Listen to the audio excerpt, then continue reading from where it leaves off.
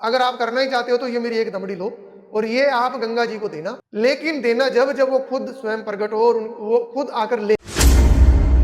और वो लोग हंस रहे थे जैसे आज भी कुछ लोग हंसते हैं संतों पे, जिनका दिमाग उतना ही काम करता है ना, वो उतनी ही बात करेगा। नमस्कार, जय श्री राम, राधे राधे। मेरे दोस्तों, सभी दोस्तों को मेरा नमस्कार।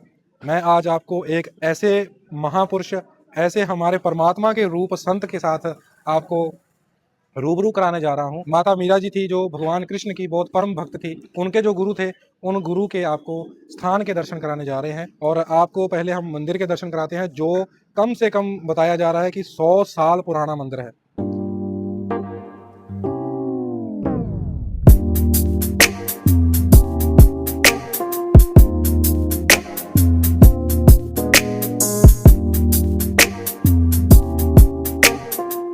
तो हम आपको इस मंदिर के जो पुजारी हैं उनके साथ आपको रूबरू कराते हैं, जो आपको मंदिर के इतिहास के बारे में और हमारे पूज्य संत जो परमात्मा का ही रूप हैं, उनके जो इतिहास हैं, उनका बचपन कैसे बीता, उनका जो श्री माँ गंगा जी के साथ संवाद हुआ था या हमारी माँ मीरा के साथ जो संवाद हुआ था, उसके बारे में आज आपको जागरूक कराएंगे।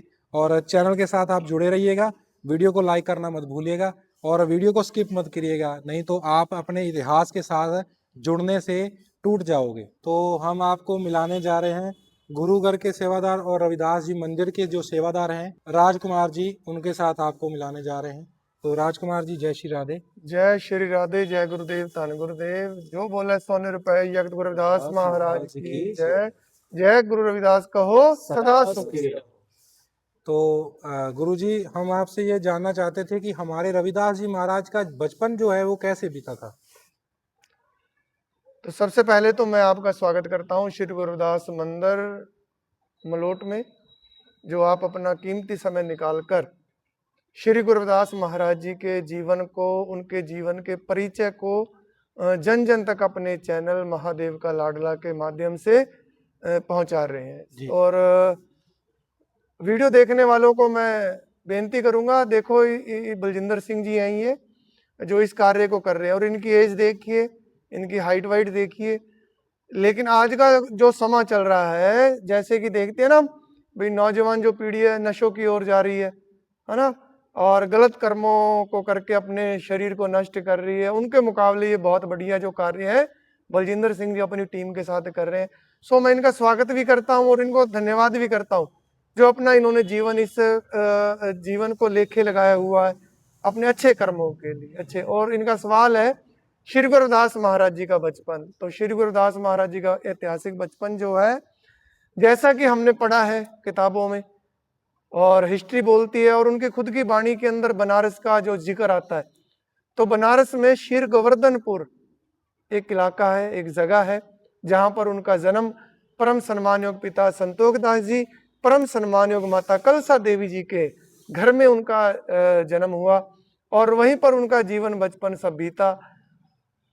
उनके बाद जैसे जैसे बचपन में, जैसे हम बड़े हुए हैं, आप वीडियो देखने वाले बड़े हुए, ये बलजिंदर जी बड़े हुए हैं, समय समय पर तो ये एक लगन होती है जो बचपन में ही किसी की परमात्मा के प्रति लग जाती है और किसी की बुरे कर्मों की ओर लग जाती है बलजिंदर जी। और श्री गुरुदास जी महाराज, जो आप परमपिता परमेश्वर का स्वरूप इस संसार में आए, तो बचपन से ही वो नाम सिमरण भक्ति वाले भाव वाले परमपिता परमेश्वर का रूप ही आए, क्योंकि उनकी वाणी खुद कहती है, जो खुद भगवान ही है। हाँ, वो अवतार लेकर इस धरती पर आते हैं, हाँ, समय समय पर ज्ञान देने के लिए। और उन्होंने जो अपने जीवन के अंदर ज्यादा महत्ता दी है संत को जी, क्योंकि उनकी वाणी के बोल हैं कि रविदास पढ़े जो जाने सो जान, संत अनंत है अंतर ना है। कि संत और परमात्मा में कोई अंतर नहीं है। उन्होंने बोल दिया है अपने जीवन का जो निचोड़ है, जो उनका सार्थ है पूरे जीवन का। उन्होंने कहा है कि भी संत ही परमात्मा का स्वरूप होते हैं, जो दुनिया को दिशा निर्देश करते हैं, अच्छे कर्मों की ओर लेके जाते हैं। अच्छे, उनका बचपन जो है काशी में बीता। आपके सवाल के अकॉर्डिंग बचपन जो है बनारस के शीर गोवर्धनपुर, काशी बनारस में उनका बचपन बीता।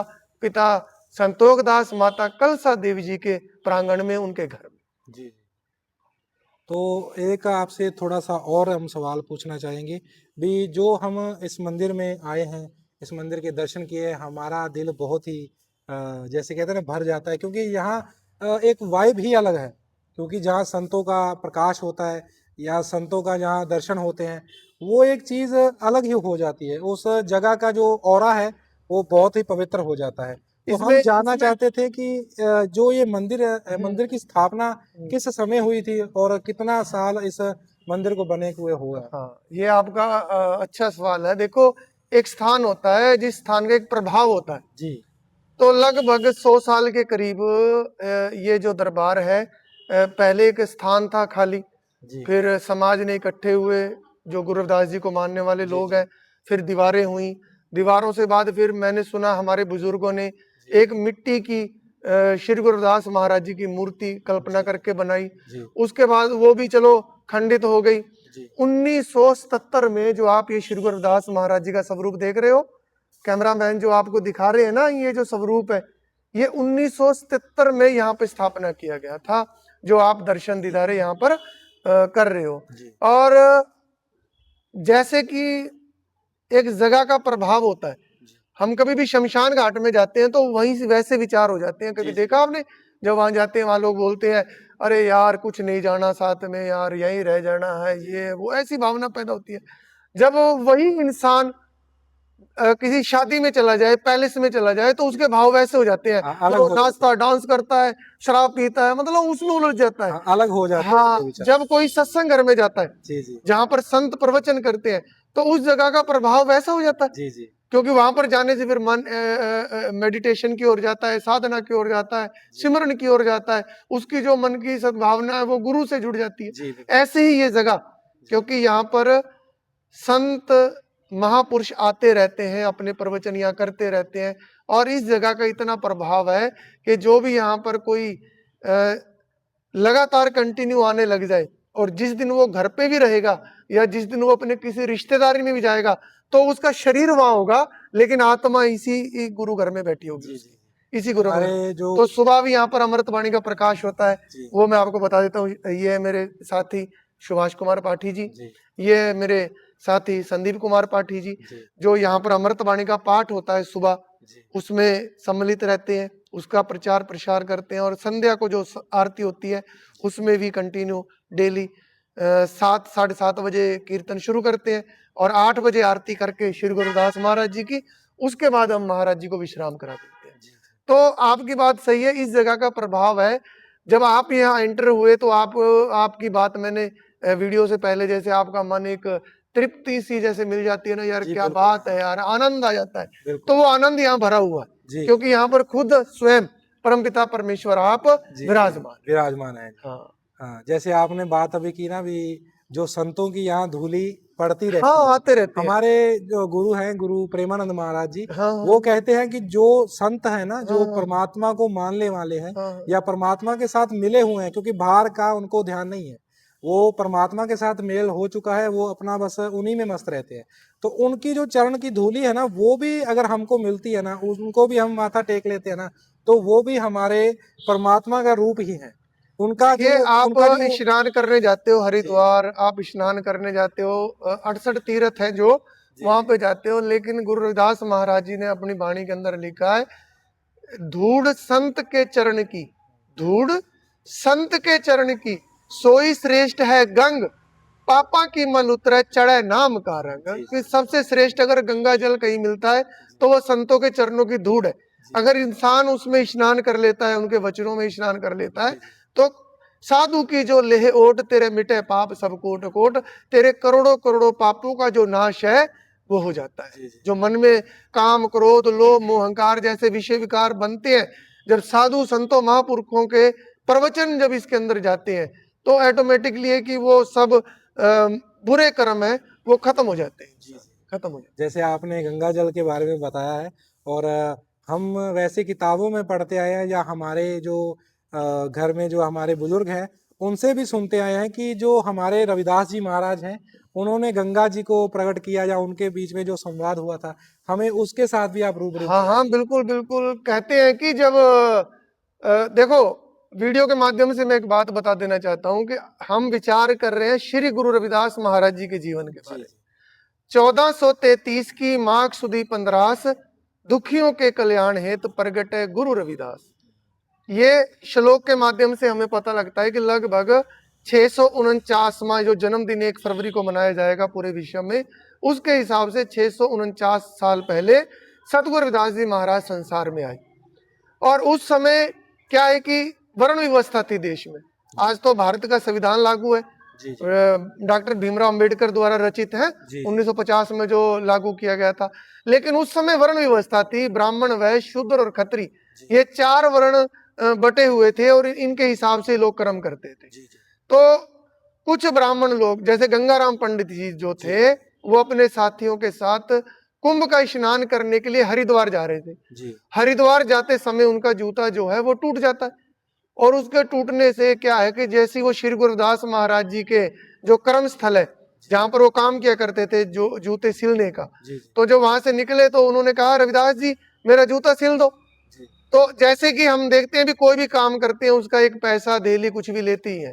तो उस समय क्या है कि उस समय जो दमड़ी चलती थी, कोड़ियां चलती थी, जो आज नहीं चलती हैं, जैसे आज पुराने समय में हाँ वर्ण कोड़ियां होती थी हिसाब से हाँ, तो जो पैसे का पैसा था उस समय, जैसे आज तो हम सिल्वर का कॉइन देखते हैं, स्टील का कॉइन देखते हैं या कागज का रुपया देखते हैं, उस समय कोड़ियों की 3 कोड़ियों को मिला के दमड़ी बनती थी। तो एक दमड़ी श्री गुरु रविदास महाराज जी ने गंगाराम पंडित को दी। उस समय भी मैं आपसे पैसे नहीं लूंगा जूते सिलने का, क्योंकि साधु भाव है और आप चलो यात्रा करने जा रहे हो तो मैं आपसे कोई पैसा नहीं लूंगा, लेकिन हाँ अगर आप करना ही चाहते हो तो ये मेरी एक दमड़ी लो और ये आप गंगा जी को देना उनको, लेकिन देना जब जब वो खुद स्वयं प्रकट हो और वो खुद आकर ले।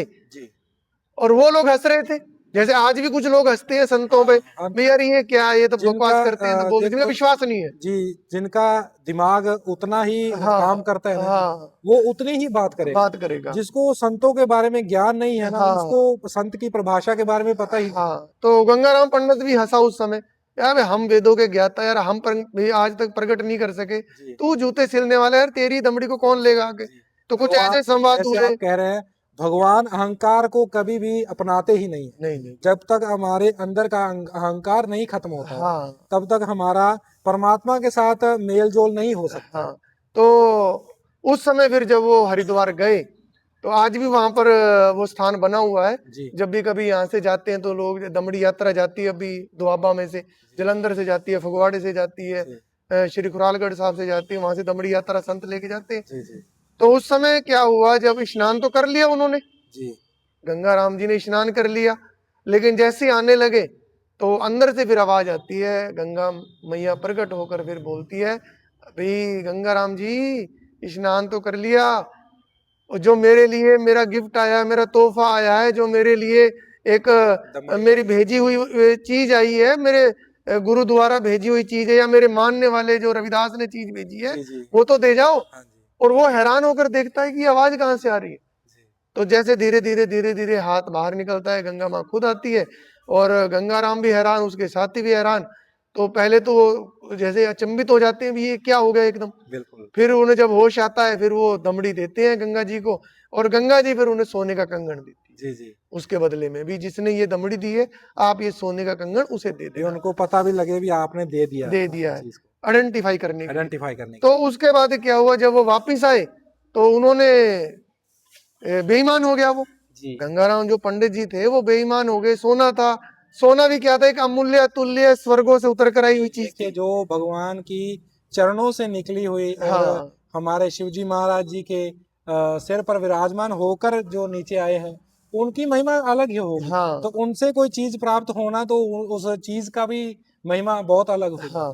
तो उस समय फिर वो सोने का कंगन लेकर घर में रख दिया। घर में लेके रखने के बाद में कुछ दिनों बाद जब समय का राजा था उस तक बात पहुंची भी उसके पास सोने का कंगन है। तो जब वो सोने का कंगन मंगवाया गया तो उन्हें हुक्म दिया गया भी या तो वो दूसरा भी कंगन लेकर आए, नहीं तो फिर आपको मार दिया जाएगा।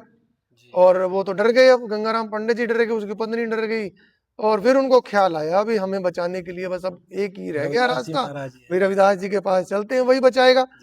तो वो वहां पर गए, फिर उन्होंने बेनती की, उन्होंने माफिया मांगी। फिर वहां से क्या हुआ, जो कुंडी है जिसमें जल होता है, काम करने वाले चमड़े वाले जो काम करते हैं उसमें तो वहां से फिर श्री गुरु रविदास महाराज जी ने गंगा जी को याद किया, उनसे बेनती की, जी। और गंगा फिर जैसे बोलते हैं ना कि मन कटौती में चंगा गंगा तो प्रकट कटौती करना में है। जी, गंगा, जी, तो उस समय गंगा प्रकट होकर कटौती में जी, वो जी, दूसरा कंगन देकर गंगा राम की जान बचाती है, जी, और श्री गुरु रविदास महाराज जी को आशीर्वाद भी देती है और प्रणाम। जी, जी, जी, तो ये इतिहास है उस समय का। जी, जी। आपके साथ इतिहास के साथ जुड़कर, आपसे जुड़कर बहुत ही एक अंदर कहते हैं ना सुकून पैदा होता है, वैसे सुकून मिला है, क्योंकि हमें जो चीज़ों का थोड़ा थोड़ा सा ज्ञान था, अभी हमें पूरा ज्ञान नहीं था। आपके मुख से इतना पवित्र ज्ञान सुन के हमारा भी जो मन है ना, वो पवित्र होने की कगार पर पहुंच चुका नहीं है। नहीं, चलो ये तो आपका धन्यवाद है, बाकी तो उनकी आशीर्वाद, उनकी कृपा है। हाँ, और हाँ रविदास जी महाराज के हाँ, और कृपा ये से तो सब एक होता श्री गुरु रविदास जी महाराज जो हैं इस संसार में अपने शरीर के माध्यम से 151 साल 4 महीने और 2 दिन का जीवन बिता के गए है। हैं। जी, जी, 2 दिन का जीवन, 151 साल 151 ईयर्स 4 मंथ्स 2 डेज, यानी जी, कि 151 साल 4 महीने 2 दिन का जीवन उन्होंने संसार में बिताया। जी, जी, इस दौरान उन्होंने पूरे भारत का ही नहीं, भारत से बाहर भी जा जाकर संतों महापुरुषों से मिलकर उस परमपिता परमेश्वर की महिमा गाई है। आज तो चलो पाकिस्तान बन गया, लेकिन उस समय पाकिस्तान नहीं था, उस समय सारा एक ही था अपना ये जो इलाका है। तो श्री गुरु रविदास जी महाराज चूड़ ननकाने की धरती जो है, जहाँ श्री गुरु नानक देव महाराज जी का जन्म स्थान है, जी, जी, जी, वहां भी मिले। श्री गुरु नानक साहब महाराज से भी 3 बार मिले। जी, इधर हिमाचल की पहाड़ियों में जाओगे तो अब उनके अवशेष मिल रहे हैं जहां जहां भी वो गए हैं। जी, जी। यह वो हमारे जो ऐतिहासिक प्राचीन, स्थान है, हाँ जी, वहां वहां जो गए हैं। प्राचीन स्थान है वो अभी मिलना शुरू हुए हैं, हाँ क्योंकि हम जागरूक हो रहे हैं। हाँ, आप जो सावन की जो मस्या है, सावन महीने की जो मस्या होती है, अमावस होती है श्रावण महीने की, गुजरात में सरसई गांव है, जी, जूनागढ़ का इलाका है, उसके अंदर एक गांव है सरसई। वहां पर 7 कुंड बने हुए थे जब श्री गुरुदास जी महाराज आप जाया करते थे। जी, आज वहां पर एक कुंड है जो श्रावण की मस्या के दिन वहां आज भी गंगा प्रकट होती है, और लाखों की तादाद में संगत जाके वहां दर्शन करती है। जी, और जहां पर श्री गुरुदास महाराज जी का जन्म स्थान श्री गोवर्धनपुर है, आज भी वहां प्रकट होती है हर साल, जी, और 1 हफ्ते के लिए श्री गुरुदास महाराज जी के चरणों में रहकर गंगा फिर वहां से जाती है। जी, और एक बात और बता देता हूं, 2015 में तैरता हुआ पत्थर वहां मिला, जो आज भी श्री गुरुदास महाराज जी के दरबार में सुशोभित है, सुशोभित है। तो ऐतिहासिक घटनाएं बहुत हैं। राजा कुंभा, रानी झालाबाई, राजा नागरमल, राजा हरदेव, इसके अलावा राजा पीपा जी, बीबी भानुमती जी, राजा बैन, खुरालगढ़ होशियारपुर जिले में जो पड़ता है, जी, जी, गढ़शंकर में, जी, तो वहां पर स्थान बने हुए हैं। तो वो लगभग जो इतिहास बताता है, जो मैंने पढ़ा है, 52 राज्य और रानियां, 52 किंग्स एंड क्वींस मिले हुए हैं श्री गुरुदास महाराज जी से, और इनके चरणों की धूड़ को अपने मस्तक पे लगाया हुआ। जी। आपने राजा रानी की बात की है, तो हमें थोड़ा सा ध्यान आया है कि जो हमारी माँ मीरा है, हाँ जी, माँ मीरा जी का भी इतिहास बहुत ही पावन पवित्र है, क्योंकि भगवान श्री कृष्ण जो स्वयं भगवान नारायण का ही रूप है, तो उनके साथ उनका जो मेल हुआ है, या उनके साथ जो उनका प्रेम था, उनको प्रेम में डालने वाले भी गुरु हमारे रविदास जी महाराज ही हैं। ऐसे तो उनके साथ भी हमारा थोड़ा चानना मी- हमें डाल दीजिए। मीराबाई जी ऐसे है, यहाँ मेड़ता सिटी है राजस्थान में, जी, तो वहां उनका जन्म हुआ जी, जी, मेड़ता सिटी में। लेकिन क्या हुआ कि अब राजा महाराजे हैं, तो उनके जैसे ब्याह शादियां होती थी दूर दूर, बिल्कुल, तो चित्तौड़गढ़ में राजा कुंभा और रानी झालाबाई से उनकी रिश्तेदारी थी। जी, जी, ये राजा भोज के वहां शादी हुई इनकी, जी, जी, लेकिन राजा भोज थे जो छोटी उम्र में इनको छोड़ के चले गए जी, थे, जी, उनका मृत्यु हो गया हाँ, था। जी, तो उसके बाद क्या हुआ, जब राजा कुंभा रानी झालाबाई के पास जाते, और बचपन से ही मीराबाई भी परमपिता परमेश्वर की भक्त रही है, जैसे कि इतिहास कहता है कि कृष्ण जी की भक्ति उन्होंने की अपने जी, जीवन में। लेकिन जैसे रही जाकी भावना तैसे ही प्रभु पायो भी, जिसकी भावना जैसी होती है वैसी प्रभु मिलता है। बिल्कुल जी।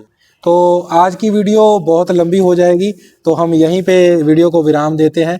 तो मेरी जो ये मुहिम है, जो हमारे इतिहास के साथ जोड़ने की, तो आप इस अभियान में ज़रूर जुड़िएगा, और जुड़ने के लिए चैनल को सब्सक्राइब करना मत भूलिएगा, और बेल आइकन के घंटे को दबाना मत भूलिएगा, क्योंकि अगर आप बेल आइकन के घंटे को नहीं दबाएंगे तो हमारी आने वाली जो भी ऐतिहासिक या हिस्टोरिकल प्लेसेस की वीडियो होगी, तो वो आपके पास पहले नहीं पहुंच पाएगी।